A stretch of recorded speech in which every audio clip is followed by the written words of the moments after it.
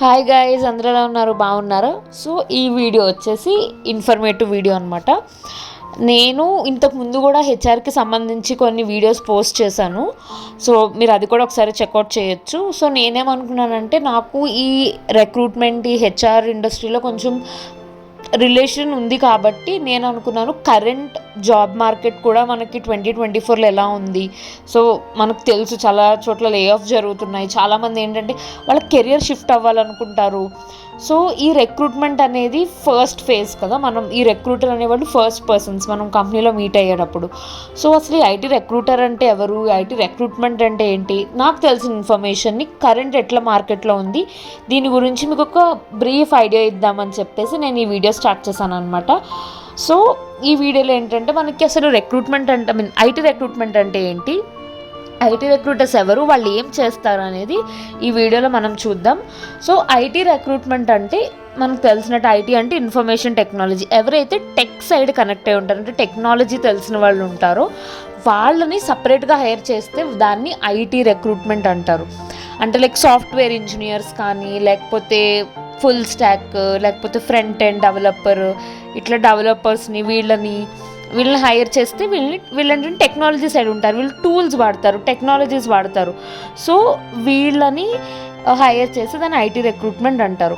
So ఈ IT recruitment చేసే వాళ్ళని ఐటీ రిక్రూటర్స్ అంటారు. నార్మల్ రిక్రూటర్స్కి ఐటీ రిక్రూటర్స్కి డిఫరెన్స్ ఏంటంటే, నార్మల్ రిక్రూటర్ అంటే ఎవరినైనా హైర్ చేయొచ్చు. ఐటీ అని స్పెసిఫై చేశారంటే ఆ రిక్రూటర్కి ఖచ్చితంగా కొంత ఐటీ నాలెడ్జ్ అనేది ఉండాలి. వాళ్ళకి స్కిల్ వచ్చి ఉండాల్సిన అవసరం లేదు. తను ఏమి మనకి కోడింగ్ చేయాల్సిన అవసరం లేదు, ఏం చేయాల్సిన అవసరం లేదు. కానీ ఆ పర్టికులర్ జాబ్కి ఏ స్కిల్స్ కావాలి అనేది తనకి తెలిసి ఉండాలి. అలా తెలుసున్న వాళ్ళని ఐటీ రిక్రూటర్స్ అంటారు.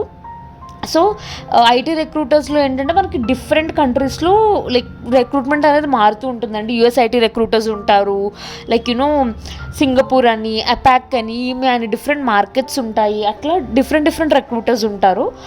సో మనం ప్రస్తుతానికి ఈ ఐటీ రిక్రూటర్ అసలు జనరల్గా ఇండియా గురించి మనం మాట్లాడుకుందాము. మిగతావి లైక్ కమింగ్ వీడియోస్లో కూడా నేను పక్కా చెప్తాను. సో ఈ ఐటీ రిక్రూటర్ అనేవాళ్ళు ఎలా ఉంటారంటే, వీళ్ళకి మనకు ఒక జాబ్ రిక్వైర్మెంట్ వచ్చిందనుకోండి. ఫర్ ఎగ్జాంపుల్ ఒక కంపెనీలో ఫుల్ స్టాక్ డెవలపర్ని హైర్ చేయాలనుకుంటున్నారు. సో ఇప్పుడు ఒక నార్మల్ డిగ్రీ చేసిన వాళ్ళకి maybe full stack development like ఆ డెవలపర్కి ఏ స్కిల్స్ కావాలో తెలియకపోవచ్చు. బట్ ఒక ఐటీ రిక్రూటర్కి తనకి ఆల్రెడీ ఐటీ నాలెడ్జ్ ఉంటుందంటే, ఈ ఐటీ రిక్రూటర్స్లో మోస్ట్లీ ఎలాంటి వాళ్ళు ప్రిఫర్ చేస్తారంటే, ఇంతకుముందు ఆల్రెడీ టెక్నాలజీ తెలిసిన వాళ్ళని, అంటే బీటెక్ చేసిన వాళ్ళను, లేకపోతే ఆల్రెడీ ఎక్స్పీరియన్స్ ఉన్న వాళ్ళను, ఈ టెక్కి సంబంధించి రిలేషన్ ఉన్న వాళ్ళని మోస్ట్లీ ప్రిఫర్ చేస్తారు. ఎందుకంటే వీళ్ళకి ట్రైనింగ్ ఇవ్వడానికి కూడా ఏంటంటే తక్కువ టైం పడుతుంది. బికాజ్ వాళ్ళకి అర్థమవుతుంది ఈజీగా. హెచ్టిఎంఎల్ అంటే ఏంటి, సిఎస్ఎస్ అంటే ఏంటి, వాళ్ళకి ఈజీగా అర్థమవుతుంది. కాబట్టి ఈ ఆల్రెడీ కొంచెం టెక్తో సంబంధం ఉన్న వాళ్ళు హైర్ చేసుకుంటారు. లేదు అంటే కరెంట్ ఇప్పుడు మార్కెట్ ఎట్లా రన్ అవుతుంది అంటే, లైక్ మీకు ట్రైనింగ్ కూడా ఇస్తారు. ఇంటర్న్షిప్ కింద మీరు డిగ్రీ చేసి కూడా వెళ్ళి కొన్ని కంపెనీస్లో వాళ్ళు ట్రైనింగ్ ఇస్తారనమాట. ట్రైనింగ్ ఇచ్చి తర్వాత మీరు ఐటీ రిక్రూటర్ కింద కన్వర్ట్ అవ్వచ్చు. కరెంట్ మార్కెట్ కూడా అలా రన్ అవుతుంది. సో ఈ ఐటీ రిక్రూటర్ వాళ్ళు ఏం చేస్తారంటే, మనకు ఒక రిక్వైర్మెంట్ వచ్చినప్పుడు దానికి ఏమేమి స్కిల్స్ కావాలనేది వీళ్ళకి ఆల్రెడీ ఒక బేసిక్ ఐడియా ఉంటుందన్నమాట. ఇప్పుడు మనం ఒక ఎగ్జాంపుల్ తీసుకుందాం.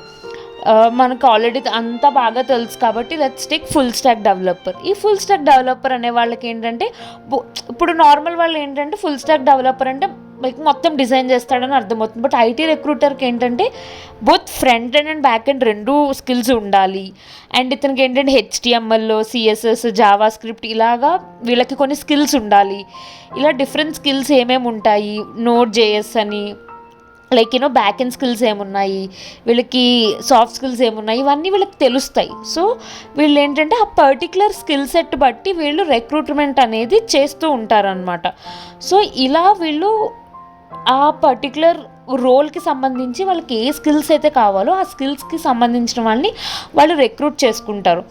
అండ్ రిక్రూట్మెంట్లో ఎట్లా జరుగుతుందంటే 100% ఆఫ్ ది స్కిల్స్ మ్యాచ్ అవ్వాల్సిన అవసరం లేదండి. ఇది ఐటీ రిక్రూట్మెంట్ అనే కాదు, జనరల్గా ఇప్పుడు ఒక రిక్రూటర్కి కనుక లిస్ట్ ఆఫ్ స్కిల్స్ వచ్చినప్పుడు అట్లీస్ట్ అందులో 70 to 80% స్కిల్స్ మ్యాచ్ అయ్యాయి అంటే తను ఒక మంచి క్యాండిడేట్, లైక్ ఒక ఏమంటారు క్యాండిడేట్ మంచిగానే ఉన్నాడు అనుకొని వాళ్ళు ప్రాసెస్ చేయడానికి కూడా కొన్నిసార్లు ట్రై చేస్తారు.